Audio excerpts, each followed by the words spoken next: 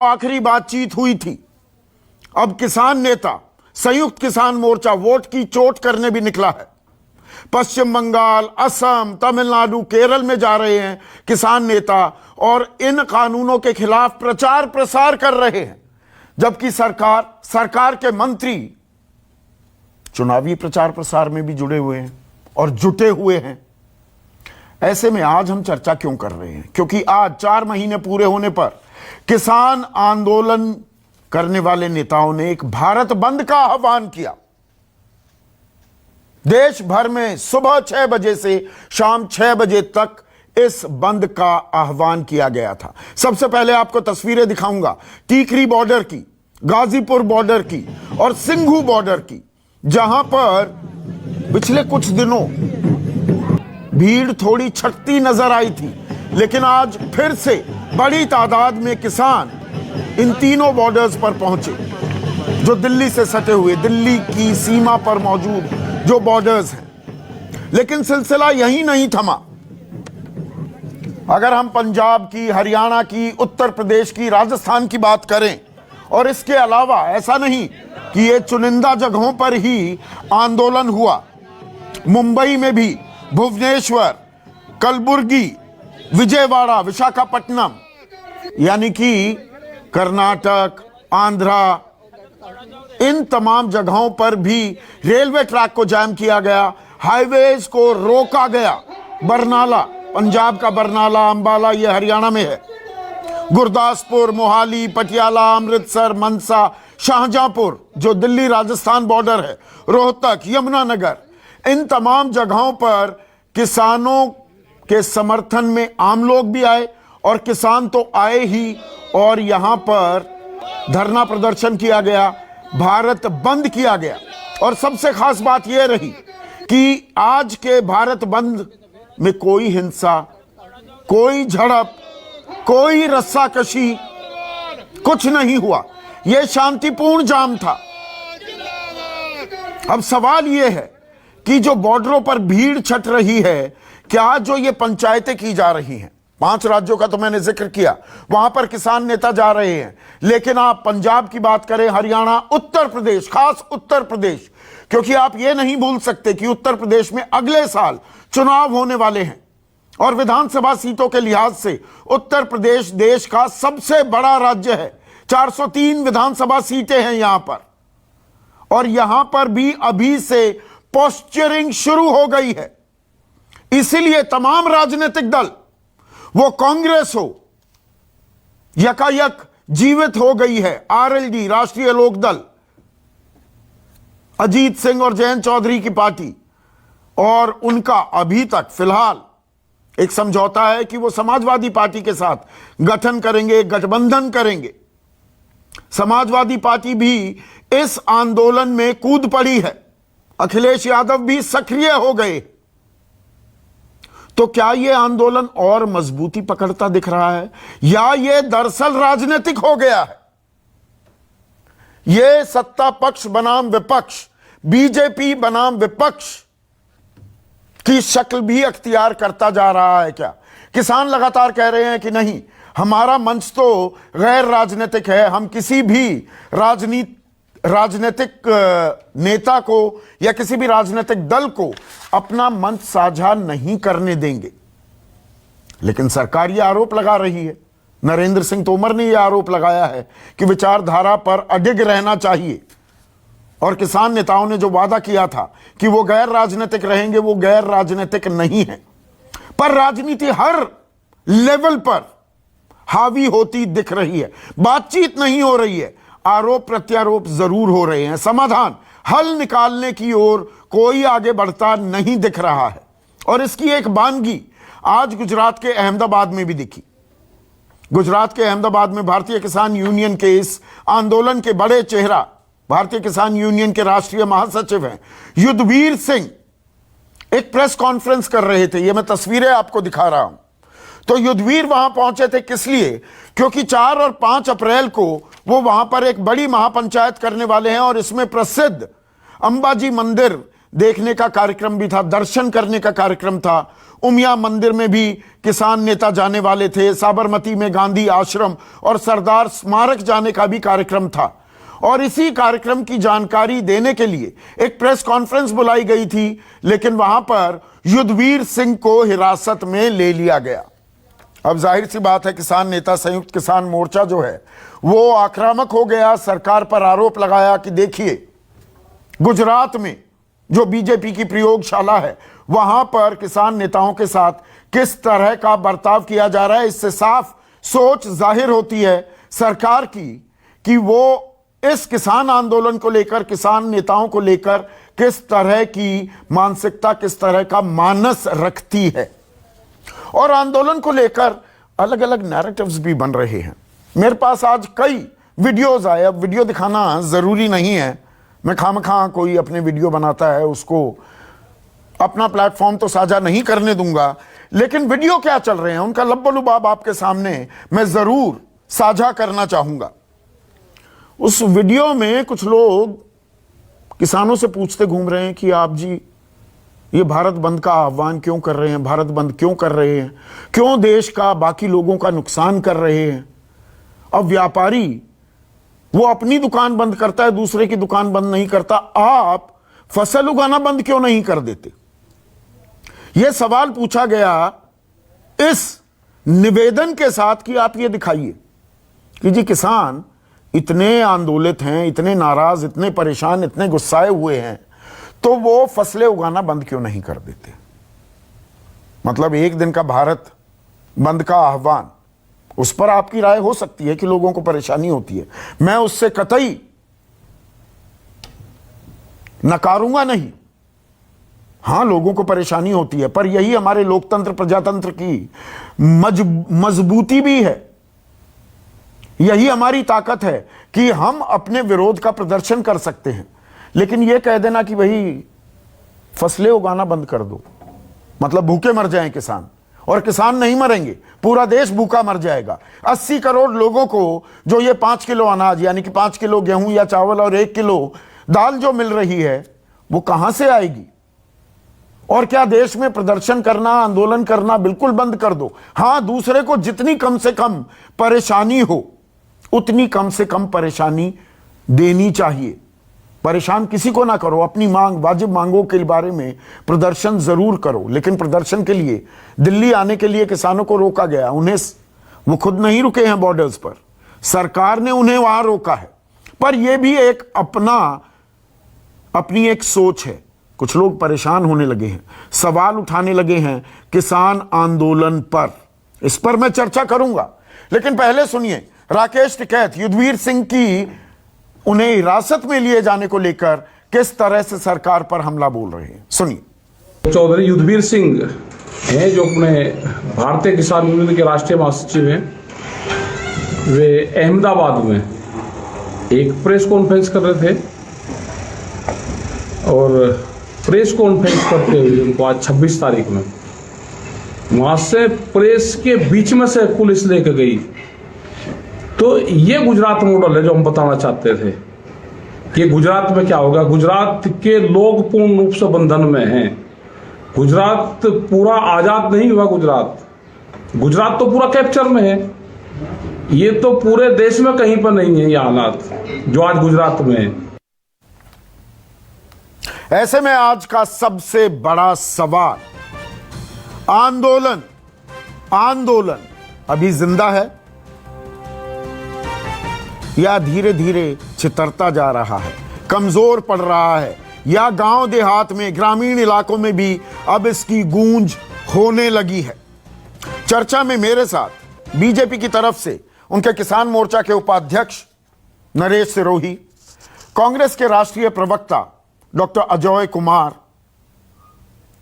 LJP अहम घटक है मोदी सरकार की, उनके नेशनल वाइस प्रेसिडेंट और मुख्य प्रवक्ता ए.के. वाजपेयी, समाजवादी पार्टी, मैंने उत्तर प्रदेश का जिक्र किया है, यकायक सक्रिय हो गई है, किसान आंदोलन को पुरजोर समर्थन अब करने लगे हैं, वोट भी दिख रहे हैं, उनके राष्ट्रीय प्रवक्ता अनुराग भदौरिया, और किसान आंदोलन के जाने माने चेहरा शिव कुमार, प्यार से आदर से उन्हें कक्का जी भी कहते हैं, तो मेरा सवाल ये, मैं पहले युद्धवीर सिंह की उन्हें हिरासत में लिए जाने की, गिरफ्तारी को तो छोड़िए, हिरासत में लिया गया। नरेश सिरोही किसान आंदोलित हैं, 4 महीने हो गए, वो अलग अलग जाकर प्रेस कॉन्फ्रेंस कर रहे हैं। यहां पर मंदिर दर्शन और साबरमती आश्रम और सरदार पटेल की स्मारक पर जाने के कार्यक्रम की जानकारी देने के लिए एक प्रेस कॉन्फ्रेंस बुलाई जाती है, हिरासत में ले लिया जाता है। यह सरकार की क्या सोच दर्शाता है, या ये एक नॉर्मल प्रक्रिया है, ले लिया हिरासत में? संदीप जी, जो आज का आपका बड़ा प्रश्न है, जो बड़ा सवाल है, मैं उसी पे पहले बात करता हूं कि आंदोलन समाज की स्वाभाविक प्रतिक्रिया है। जब जब भी समाज में कोई समस्या आएगी, लोग आंदोलित होंगे और अपना धरना प्रदर्शन शांतिपूर्वक ढंग से लोगों को, अपने वर्ग के अलावा बाकी लोगों को के बीच में भी संवाद जारी रखेंगे, अपनी परेशानियां बताएंगे, सरकार को बताएंगे और उसके समाधान के लिए प्रयास करेंगे। तो और सरकार उन्हें हिरासत में ले लेगी। संदीप जी, आंदोलन के दौरान, क्योंकि मैं भी कई बार हिरासत में लिया गया हूं, ये एक स्वाभाविक प्रक्रिया है कि 144 का उल्लंघन किया या हमसे परमिशन नहीं, बिल्कुल सही कह रहे हैं, समझ में आता है। आप सड़क को जाम करा रहे हैं, रेलवे ट्रैक को रोक रहे हैं, वहां पर पुलिस की मौजूदगी में ये काम कर रहे हैं, तो आपको हिरासत में लिया जाएगा। यहाँ एक प्रेस कॉन्फ्रेंस की जा रही थी अहमदाबाद में। नहीं, हो सकता है कि प्रेस कॉन्फ्रेंस का कोई परमिशन लेनी होती हो, न ली हो। हाँ। मुझे पूरी उसकी जानकारी नहीं है। नहीं, वही कह रही है कि प्रेस कॉन्फ्रेंस की इजाजत नहीं ली, पुलिस यही कह रही है। संदीप जी, आपकी आवाज भी आ पाई पूरी? मैंने कहा पुलिस भी यही कह रही है कि नहीं जी, प्रेस कॉन्फ्रेंस की इजाजत नहीं ली। नहीं, तो मेरा कहना है कि वहां के आयोजकों को, पुलिस को सूचित करना चाहिए था और विधिवत लेनी भी चाहिए थी, इसमें कोई बुराई भी नहीं थी। कोई बुराई भी नहीं थी, तो पर ऐसे ही मतलब बहुत बड़ा एक कानून व्यवस्था का सवाल उठने वाला था। लोगों को भड़का देते, हिंसा के लिए उकसा देते युद्धवीर सिंह, इसलिए हिरासत में लिया गया। नहीं, परमिशन नहीं होगी तो शायद पुलिस ने कार्रवाई की होगी, लेकिन पुलिस को भी ऐसी चीजों से बचना चाहिए। आंदोलन पूरे देश में बहुत व्यापक ढंग से अपना प्रभाव दिखा रहा है, तो पुलिस प्रशासन, सरकार, सबको इससे कैसे बातचीत करनी है, कैसे निपटना है, कैसे लोगों की तकलीफों को जानना है, इसके लिए कुछ चीजें अवॉइड भी की जाती है। उसके लिए बातचीत करनी होती है ना, उसके लिए बातचीत जरूरी होती है, बातचीत करनी होती है। और गिरफ्तारी आखिरी हथियार होता है, आखिरी हथियार। गिरफ्तारी करना या हिरासत में लेना, ये अंतिम विकल्प के रूप में अपनाना चाहिए, पहले विकल्प के रूप में नहीं अपनाना चाहिए। युद्धवीर सिंह, आप प्रेस कॉन्फ्रेंस करते हैं, अपना 4 और 5 अप्रैल का कार्यक्रम बताना चाहते हैं। युद्धवीर सिंह मेरे साथ जुड़ गए हैं, पर आप इजाजत नहीं लेते, पुलिस कहती है प्रेस कॉन्फ्रेंस की इजाजत नहीं ली, इसलिए आपको हिरासत में लिया गया। देखिए, आज तक आप चित्रकार हैं और ये सिरोही जी कह रहे हैं, इन्होंने कितनी प्रेस कॉन्फ्रेंसों की इजाजत ली है। दिल्ली में हजारों प्रेस कॉन्फ्रेंस ये कर चुके हैं, और आपने कब देखा है कि प्रेस कॉन्फ्रेंस की इजाजत ली जाती हो? प्रेस कॉन्फ्रेंस थी वहाँ और डिस्टेंस मेंटेन किया जा रहा था। 8 लोग हम थे, बाकी पत्रकार थे, कुल मिला के 40 से 45 लोग थे। 200 की संख्या में लोग इकट्ठा होने की परमिशन है, 40-45 लोग थे उस हॉल में, और आके वो कहते हैं बिना परमिशन। ये बता दें वो कौन से नियम है जिसमें प्रेस कॉन्फ्रेंस के लिए परमिशन ली जाती, किसने ली है? इन सिरोहियों साहब ने कितनी परमिशन ली है, ये आप इनसे पूछ लें। मैं वहाँ कोई ऐसा नहीं था, केवल ये बताने गया था कि 4 और 5 का हमारा दौरा है, अपना कार्यक्रम बताने के लिए प्रदेश के लोगों से गया था। सुना था हमने कि गुजरात में अघोषित इमरजेंसी है, आज देखा वहाँ जिस तरह का बर्बर व्यवहार, पत्रकारों को उठा के फेंकना शुरू कर दिया उन्होंने। तो वो कहने लगे भाई अब तो प्रेस के लोग हैं। नहीं, आपको तो बड़े शांतिपूर्ण तरीके से लेकर गए हैं, आप भी आराम से उठे, पुलिस वालों ने आग्रह किया। मैं तस्वीरें दिखा रहा हूँ युद्धवीर सिंह। तो मैं वीडियो भेजूंगा जिस लोग खींच रहे थे मुझे, और जब मुझे लगा कि अब कुर्सी से गिराने पे आमदा है, तो मुझे वही अच्छा समझा मैंने कि मैं खड़ा होकर चल दिया उनके साथ। बहुत देर उन्होंने कहकर किए मेरे साथ, और मतलब वो शोभनीय नहीं था। मैंने कहा भी उसको, मैंने कहा भाई किसको पकड़ के ले जा रहा है, कोई अपराधी हूँ मैं, क्या कर दिया हमने। मैं प्रेस कॉन्फ्रेंस कर रहा हूँ, आज विचार की अभिव्यक्ति पे भी अगर स्वतंत्रता नहीं है तो इस देश में है क्या? बच्चा क्या है इस देश में? पर आप 45 साल से आंदोलन कर रहे हैं युद्धवीर सिंह, आंदोलन होते हैं, धरना प्रदर्शन होता है, हिरासत में आप न जाने सैकड़ों बार जा चुके होंगे ना हिरासत में लिया, शाम को छोड़ दिया, अब आप एयरपोर्ट आ गए हैं। तो आप भी क्या तिल का ताड़ बना रहे हैं कि सरकार ने बर्बर कार्रवाई की, गुजरात मॉडल सामने आ गया? संदीप जी देखो, मेरे को पीटा जाए तो मुझे ये कहने का भी हक नहीं है कि मेरी पिटाई हुई। जब मेरी गिरफ्तारी हुई और मैं ये कह रहा हूँ भाई मुझे गिरफ्तार किया गया, तो उसमें गलत क्या कर बताओ आप? अगर मैं गिरफ्तार ना किया गया होता, मुझे ले जाके वहां नहीं बैठाया होता स्टेडियम में, तो मैं क्यों कहता इस बात को, और कौन मेरी बात को मान लेता? वो तो मीडिया के सामने है, वो आप देख लें, क्लिप जो होंगी वो उठा के देख लें कि वो किस तरह से खींच रहा था। मैं बैठा हुआ था, मेरा हाथ पकड़ के वो पूरा प्रयास कर रहा था कुर्सी से गिराने का।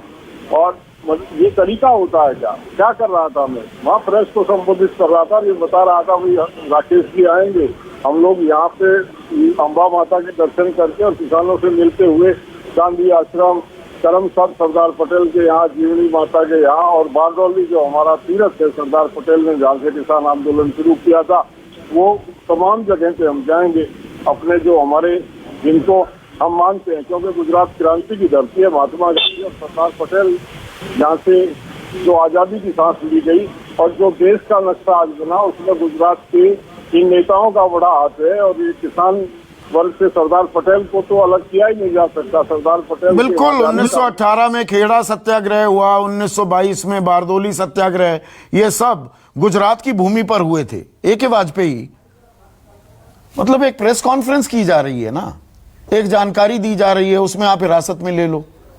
अभी सरकार की मानसिकता साफ होती है कि इस आंदोलन को लेकर सरकार क्या कह रही है। अभी स्वतंत्र है ना, अभी तो बोल रहे हैं आराम से, फ्रीडम है, सब छोड़ दिया उनको। अच्छा, मतलब ये भी एहसान किया जा रहा है। सरकार को इन्वॉल्व ना करिए। लॉ एंड ऑर्डर का जो कार्यक्रम होता है वो कौन करता है? पुलिस सरकार का हिस्सा नहीं है। नहीं, बिल्कुल सरकार नहीं बताती है। कानून ऑर्डर का मेंटेन करना है। अच्छा, पुलिस इतनी स्वतंत्र है इस देश में, सरकार की तरफ से कोई आदेश नहीं आता। सरकार कहेगा कि भाई आप जाके उसको अरेस्ट कर लीजिए या नहीं, तो अच्छा ये नहीं कहा गया, उसका सरकार ये नहीं कहा गया, बिल्कुल नहीं कहा गया होगा। अच्छा, बिल्कुल अगर कोई पुलिस ऑफिसर को अंदेशा होगा कि शांति भंग हो सकती है या शांति भंग हो रही थी, प्रेस कॉन्फ्रेंस है, वहां पर पत्रकार मौजूद है, वो कह रहे हैं 40-50 लोग हैं। हमको नहीं मालूम, ये तो एजेंसी वाले बताएंगे ना, जो वहां मौजूद होते हैं।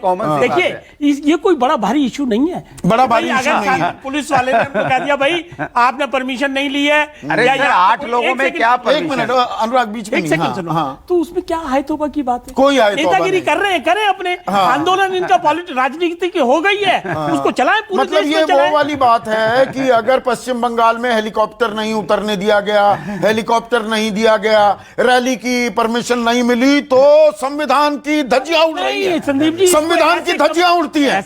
यहाँ पर एक शांतिपूर्ण आंदोलन, एक प्रेस कॉन्फ्रेंस की जा रही है, इसमें कुछ नहीं, सामान्य प्रक्रिया। ये वाकई सामान्य प्रक्रिया है।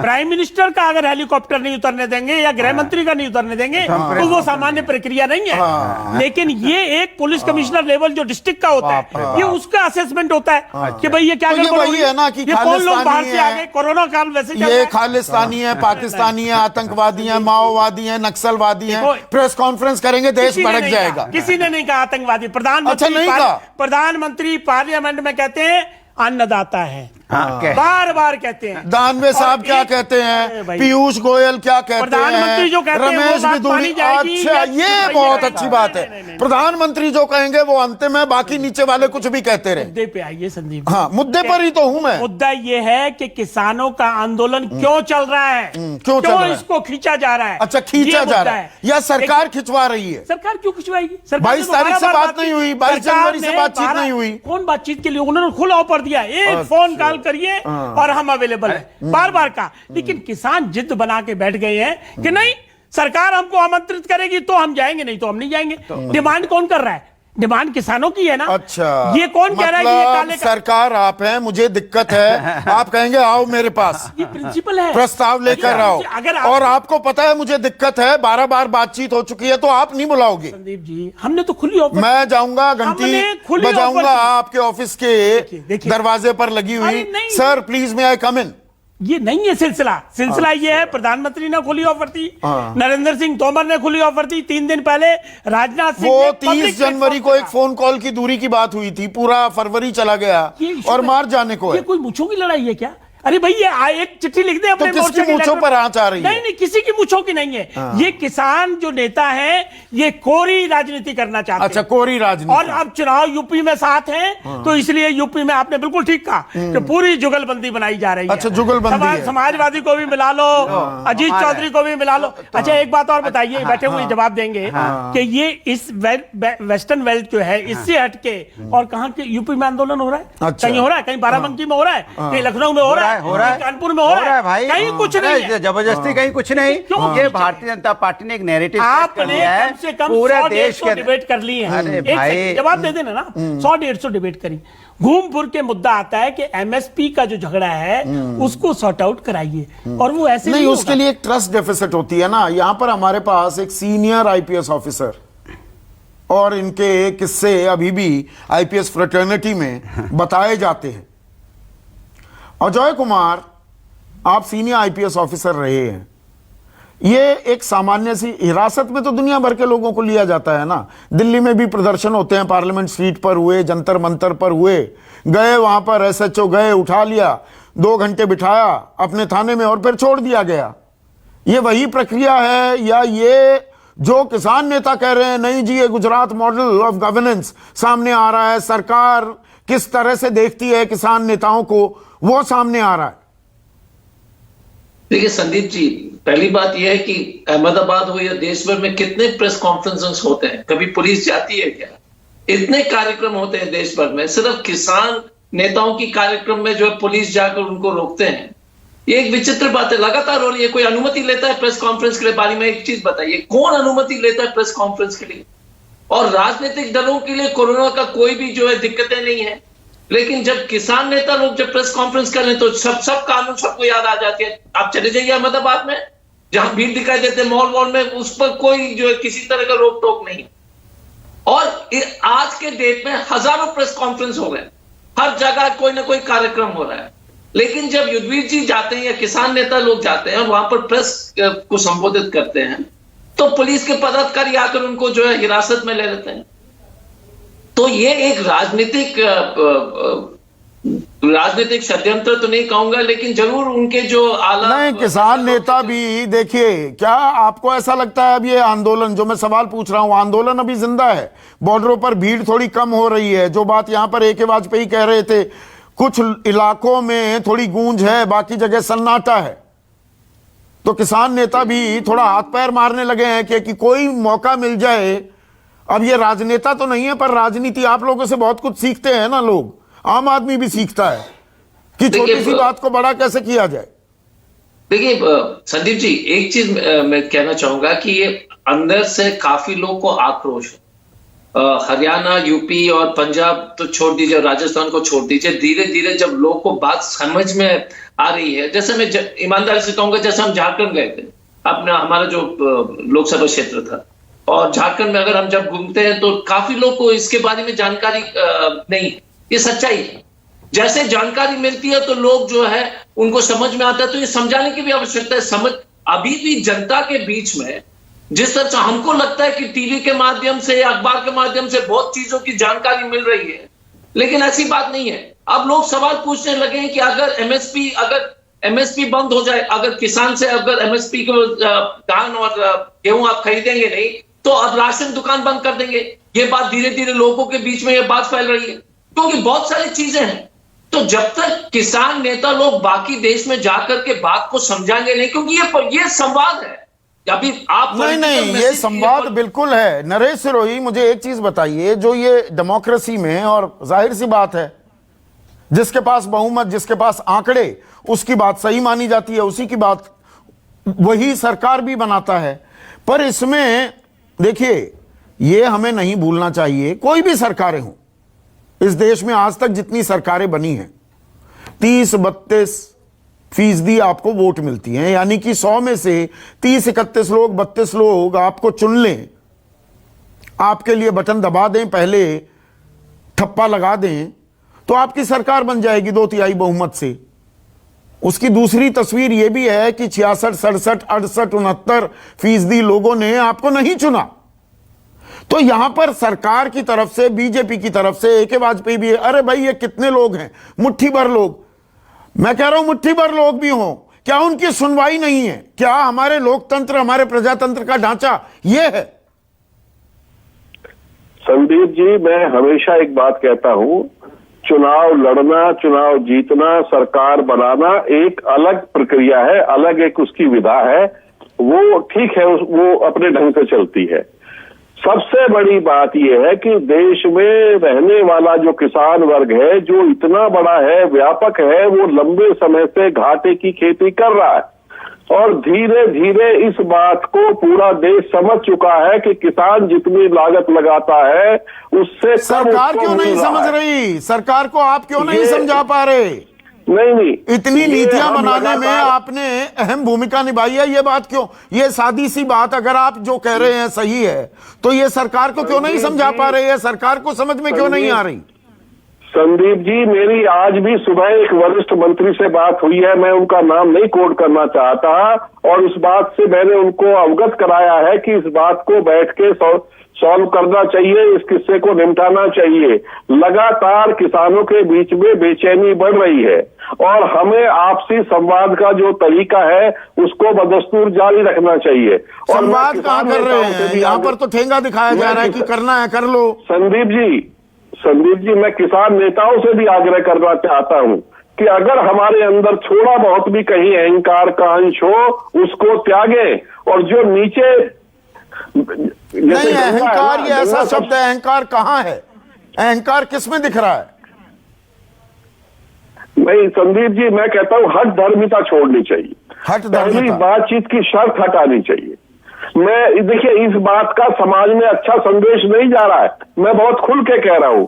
जो कहते हैं कि तीनों कानून पहले वापस लगो तब बैठेंगे, इस बात का संदेश किसानों के अलावा जो बाकी समाज का वर्ग है उसके बीच में अच्छा नहीं जा रहा है। नहीं, तो बाकी समाज की तो मैंने बात शुरू में भी की, वीडियो भी वायरल हो रहे हैं कक्का जी। अब लोग कह रहे हैं कि देखिए, अगर आपको दिक्कत है तो आप अपनी फसल बोना बंद कर दो, आप देश को परेशानी में क्यों डाल रहे हो? चरणबद्ध तरीके से कभी एमएसपी दिलाओ अभियान, कभी चक्का जाम, कभी ट्रैक्टर परेड, अब भारत बंद।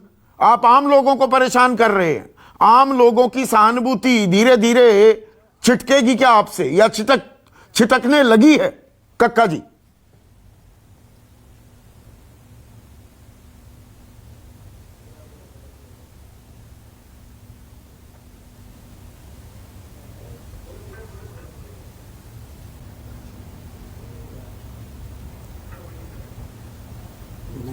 कक्का जी, आपको आवाज आ रही है?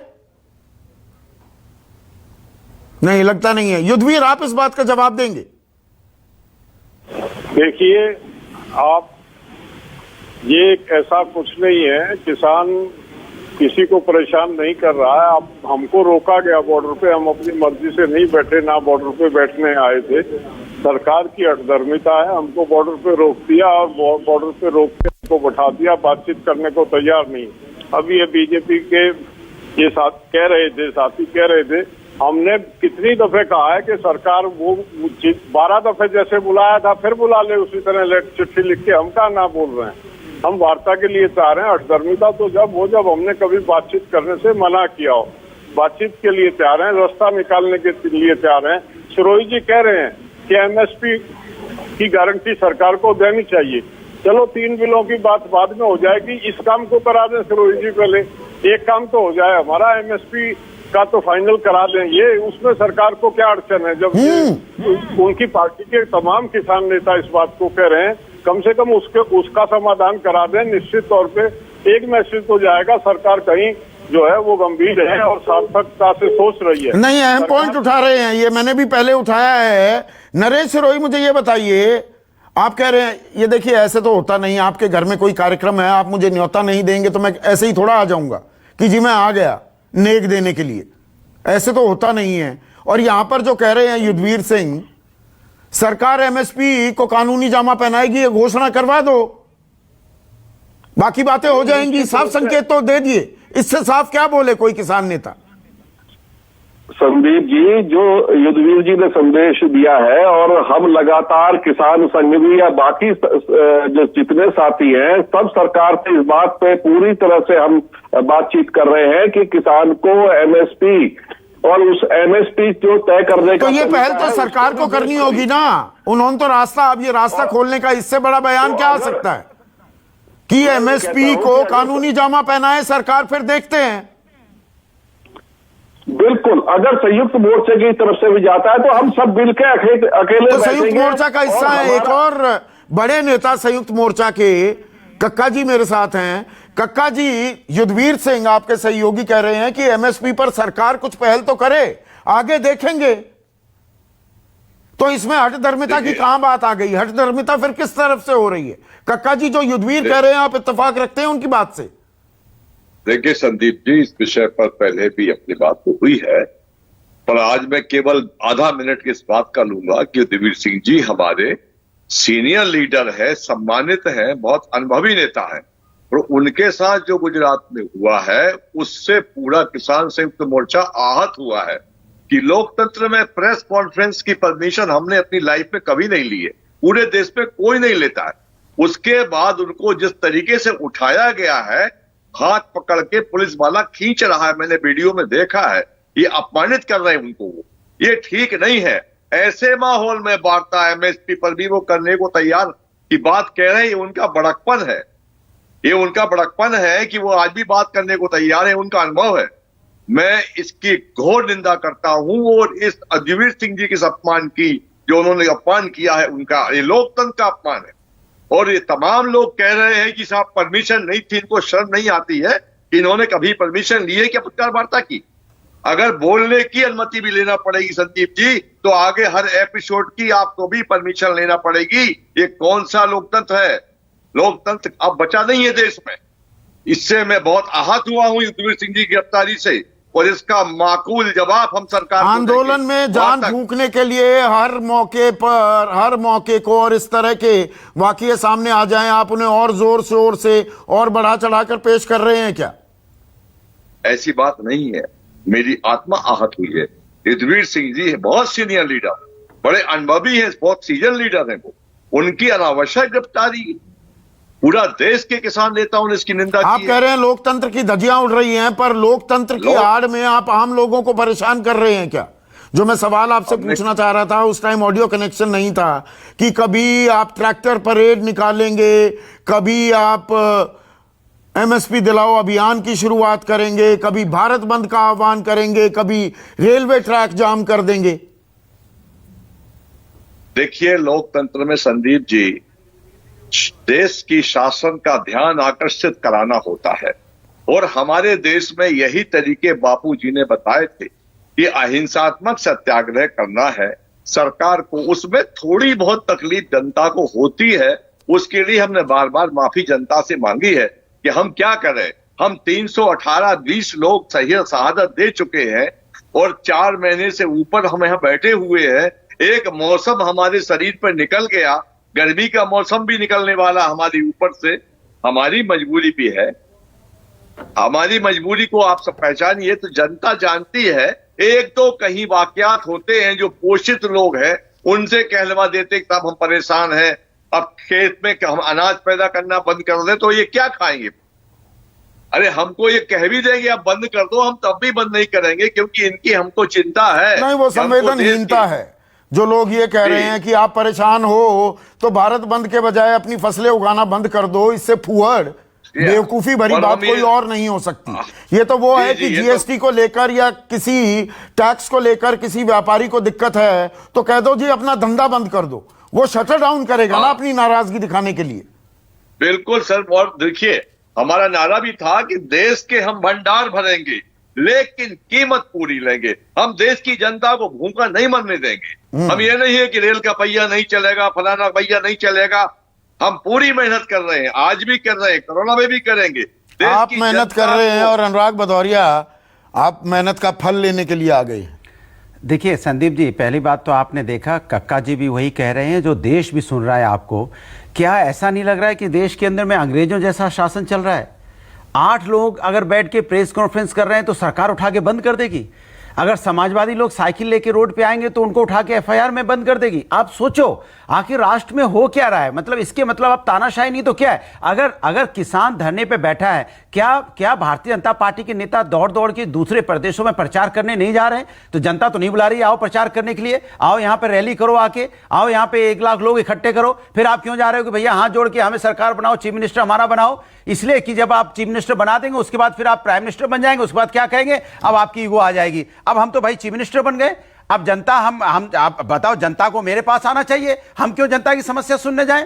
फिर क्यों जा रहे हो आप वहां जनता के साथ कि हम आपकी समस्या का हम समाधान करेंगे, आपको रोजगार देंगे, आपकी जो भी परेशानी हम दूर करेंगे? आप कह रहे हैं सरकार को किसानों के पास जाना चाहिए। सरकार की जिम्मेदारी होती है समाज में, लोकतंत्र में। आपने जनता के वोट से आप सरकार बने हो, कोई सरकार ऐसे नहीं बन जाती है। और जनता ने अपना मत दिया आपको, आपकी जिम्मेदारी होती है किसान अन्नदाता परेशान है उसके पास जाइए। उनके पैसे से आप वहां पे गाड़ी पे दौड़ रहे हो, कोई आप घर का पैसे खेती बेच के नहीं, आप हेलीकॉप्टर और जहाज लेके दौड़ते हैं। ये जो नेता जो यहां बैठे हुए सांसद में या जो मंत्री बने हुए हैं, कहां का पैसा खर्च करते जरा बता दें, किनका पैसा है वो? क्या देश के आम जनता का पैसा नहीं है? और आम जनता किसान अगर धरने पे बैठा है तो आपकी जिम्मेदारी नहीं होती वहां तक जाने के लिए? लेकिन नहीं, चूंकि ये सरकार तानाशाही अपनाना चाहती है। ये चाहती है अन्नदाता को, सोचो, कह रही है कि उनसे ये वीडियो जारी करवा रही है कि आप अनाज अनाज कर दो बंद। अरे अनाज बंद कर देंगे वो क्या भारतीय जनता पार्टी जैसे लोग हैं क्या? आप उनका गला भी घोट दोगे तभी देश का अन्नदाता है, तब भी पैदा करेगा। आप कहते हो आज भीड़ कम हो रही है, वो अन्न भी पैदा कर रहे हैं और सरकार के खिलाफ प्रदर्शन भी कर रहे हैं। ये खासियत है, कोई भारतीय जनता पार्टी थोड़ी है। ये अन्न भी पैदा कर रहे हैं, जनता को पालना भी चाहते हैं, हिंदुस्तान को खुशहाल भी रखना चाहते हैं और अपनी मांग भी मांग रहे हैं। सोचिए आप, ऐसे अन्नदाता हमारे देश में, और सरकार उनके साथ क्या कर रही है? पर गिनी चुने इलाकों में इसकी गूंज दिखाई दे रही है, जो ए.के. वाजपेयी ने कहा, पूछा बलिया में, प्रतापगढ़ में। ए.के. वाजपेयी के ऊपर तो बीजेपी का चश्मा चढ़ गया है, उनको दिखाई पड़ नहीं रहा है। उनको आप पर विपक्ष का चश्मा है। विपक्ष का चश्मा नहीं है, हमें लोकतंत्र का चश्मा है, आप पर मोदी विरोध का चश्मा है। आप देखो जाके वहां, ये करे बाराबंकी में नहीं हो रहा है, बाराबंकी गए नहीं भारतीय जनता पार्टी कोई नेता, बाराबंकी में बाराबंकी में हो रहा है, लखनऊ में हो रहा है, प्रतापगढ़, बलिया, देवरिया, कहां नहीं हो रहा है, आजमगढ़, गाजीपुर, जौनपुर, कुशीनगर, कहां नहीं हो रहा है? हर जगह किसान धरने पे। लेकिन आपको पता है ये भारतीय जनता पार्टी क्या करती है? रात के अंधेरे धरने पर है या जबरदस्ती समाजवादी पार्टी के कार्यकर्ता बैठ गए? आपको क्या, क्योंकि चुनाव पर निगाहें हैं 2022 के। मैं सीधा सवाल पूछता हूं, समाज के अंदर में आप भी वही बंटवारे की बात करने लग गए? अरे किस्सा समाजवादी तो वैसे ही किसान है। अगर हमारे फादर किसानी करते हैं गांव में, आज भी गांव में किसानी कर रहे हैं, अगर वो धरने पे बैठेंगे मैं उनके साथ। किसान मंच नहीं है पर समाजवादी पार्टी में, क्या ये खास बात है। अरे क्या बात कर रहे हैं आप? हाँ, कौन है आपका किसान मंच का? हाँ, पूरी समाजवादी पार्टी है। मैंने कहा ना, हमारे पिताजी किसानी करते हैं, वो धरने पे बैठे हैं। सबसे बड़ी दिक्कत आज की तारीख में हर राजनीतिक दल ने किसानी का मुद्दा छोड़ दिया है। नहीं, मेरी बात पूरी होने दीजिए। हमारे पिताजी खुद किसान है, गांव में किसानी कर रहे हैं, तो मैं तो बोल नहीं रहा, आपका कैमरा जाके देख ले। अगर वो धरना किसान के खिलाफ बोलेंगे तो हम अगर उनके साथ खड़े तो आप कहोगे कार्यकर्ता खड़े। व्यापारी प्रकोष्ठ होता है, अल्पसंख्यक प्रकोष्ठ होगा, किसानी का क्या है? किसानी का ना कांग्रेस में ना आप पर, समाजवादी तो बीजेपी के किसान मोर्चा के अध्यक्ष गायब हैं 4 महीने से, टीवी पर नहीं आ रहे। सब पार्टियों का यही हाल है। किसानों के साथ खड़ी होती है और किसानों के साथ है और डंके की चोट पे है। अगर भारतीय जनता पार्टी को लगता है कि हम किसानों के साथ खड़े हैं तो हम खड़े हैं। अगर आपको लगता है राजनीति है तो राजनीति है, ये हम करेंगे, किसान के साथ खड़े होकर राजनीति। बिगाड़ो क्या बिगाड़ लोगे आप? कमाल की बात है, किसान की बात करना मतलब मुश्किल की बात हो गई आप। नहीं, किसान के साथ खड़े होना मतलब राजनीति हो गई। नहीं, किसान अपनी मांग मांगे, हम किसान के साथ राजनीतिक दल राजनीति कर रहे हैं, किसान नहीं, एक सब यानी नहीं, जब हाथरस जाएंगे उसकी बेटी परेशान होगी, हम खड़े हो जाएंगे तो आपका राजनीति कर रहे हो। मेरी बात हुई है। अरे पेट्रोल डीजल की कीमत बढ़ा दोगे, हम रोड पे आ गए तो आप कह रहे हो राजनीति कर रहे हो। किसान वहां बेचारा, उनकी मौतें हो रही, उनके साथ खड़े तो आपको राजनीति कर रहे हो। अरे राजनीति नहीं करेंगे तो क्या करेंगे भाई? बता दीजिए। हम जनता के साथ खड़े होंगे, जनता के साथ आप तो जनता से दूर हो चुके हैं प्रभु, आपको सुन जनता तो की लो, चिंता नहीं है। अनुराग, तभी तो अरे होगा। कोई फायदा नहीं, सुन देखो, के इनकी रटी रटाई बात इन्होंने है। ये 5 मिनट में डेमोन्स्ट्रेट कर दिया कि हाँ। किसानों की समस्या से इनका कोई लेना देना और नहीं। किसकी अच्छा। समस्या से? बीजेपी। देखिए, अगर अच्छा, है बीजेपी को लेना अगर है, देना है। अरे सुनिए बीजेपी ना। को है। तो एक मिनट, आज- अनुराग। अब मैं बता देता हूँ हाँ, बताइए बीजेपी को बताइए कैसे बताइए, हाँ कैसे? ये मैं 25 डाटा योजनाएं- छोड़ दो, एक सेकंड सुनो। योजनाओं को छोड़ो, फिर यार ये योजनाएं प्रभु ये कौन करेगा? अनुराग, आप क्यों नहीं- अनुराग, बताइए, सात आप क्यों साल नहीं- ये योजनाएं मेरे शो पर ऐसे नहीं 7 साल से अब योजनाएं उनकी गिना बारी रहे है। हैं। नहीं, अब आप शांत रहिए। आप हम ये कह रहे हैं कि किसानों के लिए जब से एनडीए की सरकार आई है, बीजेपी की सरकार आई है, अगर किसी ने काम किया है तो